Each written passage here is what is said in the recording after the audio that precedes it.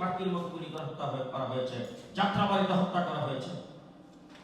এরপরে আজকে আমাদেরকে অনেক সময় ডাকে, প্রধান উপদেষ্টাও ডাকে, প্রশাসনের সরকারের বিভিন্ন স্তর থেকে আমাদেরকে ডাকে, দায় সারা বসে না ডাকলে নিয়ে আমরা আবার কোনো প্রতিবাদ করি না, কিছু করি এই জন্য দুষ্প্রয়োগ। আমি পরিষ্কার ভাষায় বলছি, এই সরকার যতদিন থাকবে, অন্তর্বর্তীকালীন সরকার হোক, ভবিষ্যতে কোনো নির্বাচিত সরকার বাংলাদেশে আসুক, হেফাজতে ইসলামের আলেমরা কেরামকে বাদ দিয়ে কোন সরকার বাংলাদেশে চলতে দেওয়া হবে না। বাংলাদেশের কোন সরকার যদি গঠিত হয়, বর্তমান সরকার দেখে হেফাজত ইসলামকে মূল্যায়ন করতে হবে, আলেমদেরকে মূল্যায়ন করতে হবে এবং তাদের কথার দাম দিতে হবে।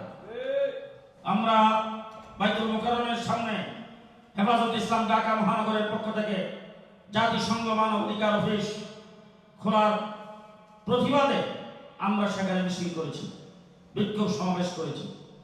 একদিন পরে 3 জন উপদেষ্টা আমাদেরকে ডাকলেন, আমাদের সঙ্গে আমি, হযরত মাওলানা সাইদুর রহমান সাহেব, মাওলানা মামুনুল হক সাহেব সহ আমরা বেশ কয়েকজন ছিলাম।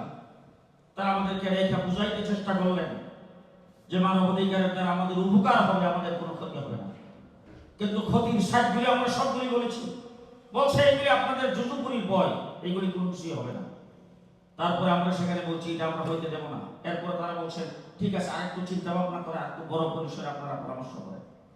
আমরা সেই পরামর্শ করেছি। বাইতুল মুকাররমের খতিব মুফতি আব্দুল মালিক সাহেব, শেখ আহমদুল হক সাহেব, এই সমস্ত ওলামায়ে কেরামকে একত্রিত করে আমরা পরামর্শ করে তাদেরকে পরিষ্কার জানাই দিয়েছি, মানবাধিকারের নামে বাংলাদেশে এসে সমকামিতাকে বৈধতা দেওয়ার কোনো অফিস বাংলাদেশে হইতে পারে না। আমরা দেখেছি আমাদের মিজানুর রহমান সাহেব সুন্দর তথ্য প্রকাশ করেছেন, যে সমস্ত দেশে মানবাধিকারের নামে অফিস হয়েছে সব জায়গায় ইসলামের বিরোধিতা করা হচ্ছে। কিসের মানবাধিকার?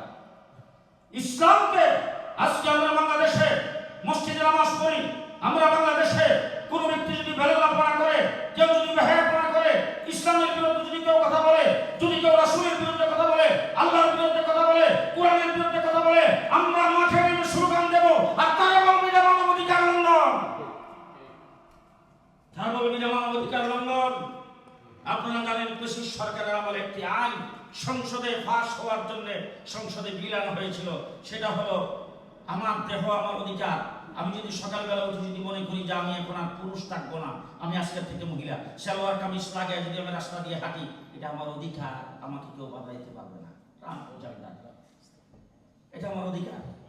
কোন পুরুষ যদি, কোন মেয়ে যদি প্রাপ্তবয়স্ক হয়ে যদি সে মনে করে আমি তো একটা বাউন্ডারির ভিতরে আসি, এখন আমাকে মানুষ এদিক সেদিক এমনি সামনে চলাফেরা করলে মানুষ খারাপ মনে করে, আমি আজকের থেকে পুরুষ হয়ে গেলাম, এই কথা বলে যদি সে পুরুষের শ্বাস ধরে রাস্তায় বের হয়, কেউ প্রতিবাদ করতে পারবে না, তাকে কেউ কিছু বলতে পারবে না, কারণ এটা তার অধিকার।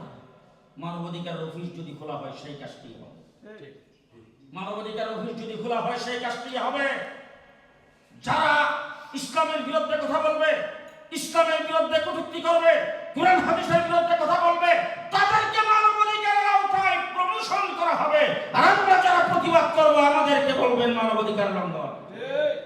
সুতরাং এই কথাগুলি আমরা পরিষ্কারভাবে জানিয়ে দেওয়া 3 দিন পরে দেখি চুক্তির বিষয় হয়ে গেছে। আমরা সে কথাও সেখানে বলেছিলাম, যে ব্যক্তিকে বাংলাদেশে নিয়োগ দেওয়া হয়েছে তিনি একজন সমকামী, এবং একটা দরখাস্ত আমাদের দেশের সরকারের কাছে তিনি করেছেন, তার পার্টনারকে সাথে নিয়ে আসতে চায়। নাউজুবিল্লাহ, আসতে পারে, নাউজুবিল্লাহ, তার পার্টনারকে সাথে নিয়ে আসতে চায়, সে অনুমতি চাইছে বাংলাদেশ সরকারের কাছে। আমরা বলছি এই ধরনের অফিস এখানে হইতে পারবে না। সুতরাং এই ব্যক্তির সম্পর্কে কথা বলবো কেন? অফিস তো রাখতে রাজি না।